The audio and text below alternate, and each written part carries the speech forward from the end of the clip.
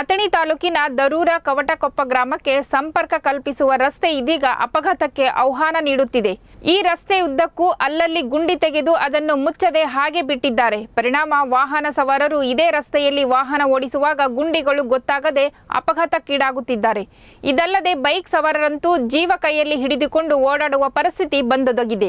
ವೃದ್ಧರು, ಮಹಿಳೆಯರು, ಚಿಕ್ಕ ಮಕ್ಕಳ ಸ್ಥಿತಿ ಹೇಳತೀರದಾಗಿದೆ. ಒಟ್ನಲ್ಲಿ ಈ ರಸ್ತೆಯಲ್ಲಿ ಭಾರೀ ಅಪಘಾತವಾಗುವ ಮುಂಚೆಯೇ ಸಂಬಂಧಪಟ್ಟ ಅಧಿಕಾರಿಗಳು ಎಚ್ಚೆತ್ತುಕೊಳ್ಳಬೇಕಾಗಿದೆ. ಇಲ್ಲವಾದರೆ ಮುಂದಾಗುವ ಅನಾಹುತಕ್ಕೆ ಅವರೇ ಕಾರಣವಾಗುವುದರಲ್ಲಿ ಅನುಮಾನವಿಲ್ಲ.